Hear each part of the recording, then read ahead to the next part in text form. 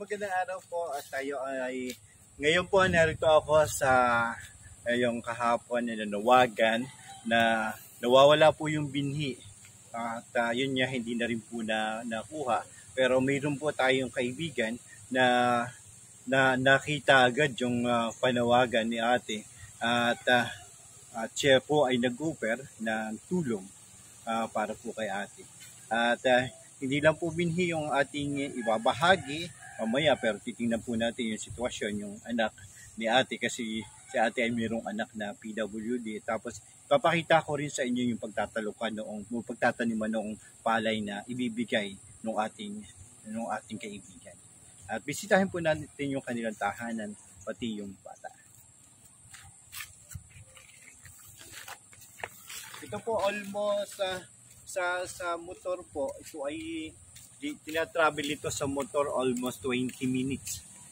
Pero pag mahina, pero kapag mabilis, ito tinatravel ko lang po almost 5 to 15 minutes. 10 to 15 minutes.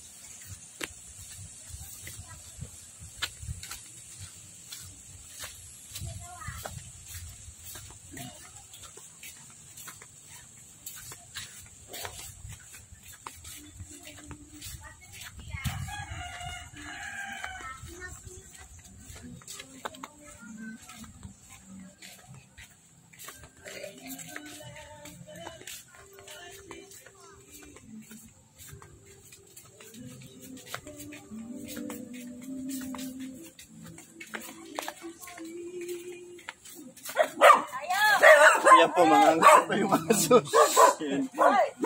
Narito na po. Narito na po tayo sa kanilang bahay. Tayo po ay tutuloy na. Merry Christmas po.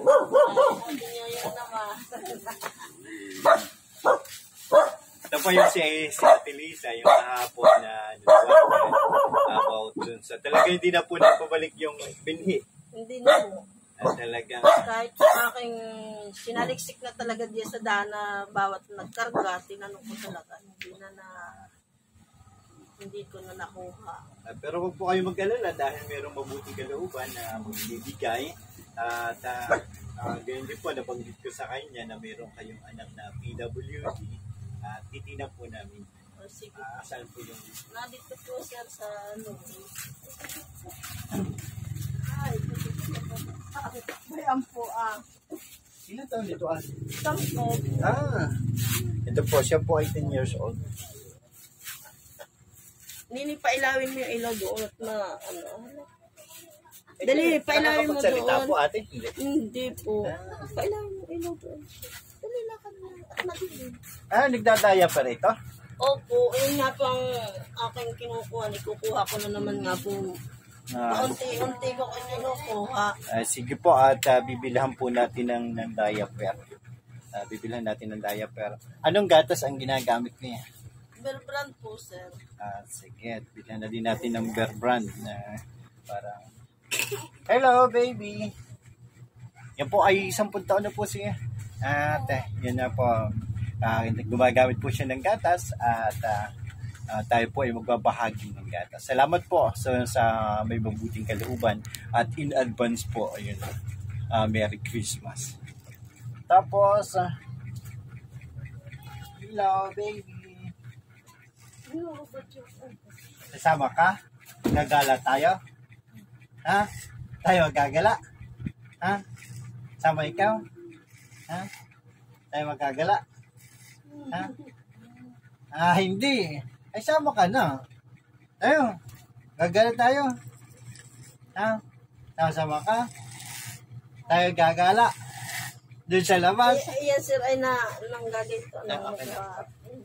Sama ka? Gusto siya ay humawak. Hindi man siya makahawak. Sige, hawak ka muna. Hawak muna. Hawakan daw muna natin.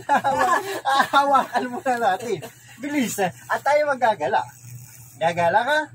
Kasama ka? Ha? Bibili tayo ng gatas? Ha? Oo daw. Bibili ka. Ikaw bilhan ko ng gatas? Ha? Bibilhan ko ikaw ng gatas? Sige nga. Bilhan ko ikaw ng gatas? Kumakain po din. Anong tinapay ang kinakain? Yung pong yung Hansel, yung na yan. Pag iba pong mga tinapay, masama po ang tiyan ni Anong Hansel?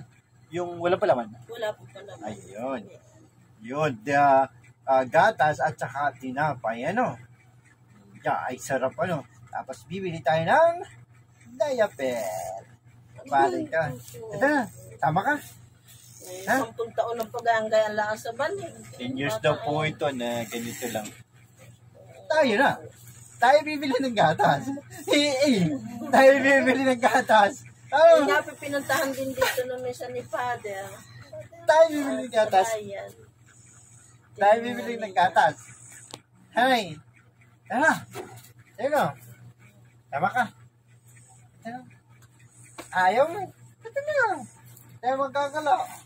Bilis, tayo magkakala. Ay, babay na kuya. Babay na. Alis na kami ha. Tapos ang mama mo na lang ang magdadala dito ng gatas ha. Bye-bye. Ano pangalan po nito? Jonel po. Bye-bye kay Jonel. Yan po naman, titingnan natin yung kanilang palaya na natataniman. Dahil nga, kahapon nga po kami ay nagkita doon sa pagpila ng pagkuha ng binhi na wala kanyang binhi. Titingnan naman natin ngayon kung talaga sila ay mayroong pagtataniman.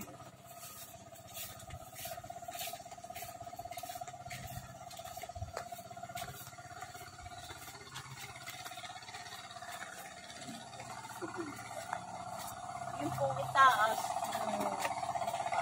pero kami may pula. Ito po, yung pong asawa ni ate ay nagmamakina na. Tapos ayun, nakakatuwa kasi yung mga ibon dito ay para lang mga manok. Ayun na. Kaya po sigurado na may pagtataniman si ate, kaya po tayo ay bibili ng binhi. Bibigyan na natin sa ate ng pambili ng binhi mamaya, pero bago tayo magbigay kay ate, kailangan ibigay ko muna ay yung mag-grocery tayo at para do sa kanyang anak. Hindi po, at samahan ninyo kami sa pag-grocery. Ngayon po, iaabot ko po yung pambili ng binhi ni ate. Sila na lang po ang bibili ng binhi para po mas alam nila, hindi sa akin. Hindi ko alam kung anong mga bibiling binhi. At after mga 2 weeks ay napaladpad na po yun. Tinatawag napaladpad na. Or pag nakatalok na, bibisitahin po muli natin kung talaga nagtalok para po sigurado tayo. Muli po, ibibigay ko na po. Ano po mensahe mo ate doon sa libahan? Ako po yung nagpapasalamat dito sa itinulong sa akin dahil sabihin na wala. Ay sobra pa itong naibigay po ninyo. Marami pong salamat. Yan po, muli po maraming salamat at sabi nga tayo po ay mag-grocery pa para naman doon sa kanyang anak. Salamat po. Ito na po yung grocery niya ibibigay natin kay ate at na ipamili natin yung kanilang diaper, almost 60 pieces, dalawang malaki niya Bear Brand at yung kanyang biskwit ng bata tapos asukal. Almost 2,000 plus po yan na binigay po natin at sa tulong din ng iba. At meron na rin po siyang binigay na po natin yung kanyang sa seed. Ito po yung ating ibibigay kanina sa pinuntahan natin sa doon sa bata na may kampansanan. Much better na kinuha ko na dalawa kasi para medyo matagal. Tapos yung kanyang diaper ay para din medyo matagal din at yun daw kinakain na biskwit ng bata. Siyempre po, dito tayo sa Kalusin. At kasama natin si Ate J. Thank you po. At muli po, maraming salamat sa mga nagbabahagi sa aking mga kababayan at pa sa mga tinutulungan pa natin iba sa ibang lugar.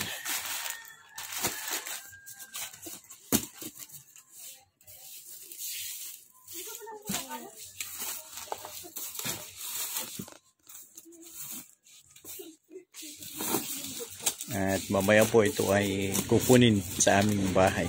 So tinutuluyan ko para dalahin na sa kanila.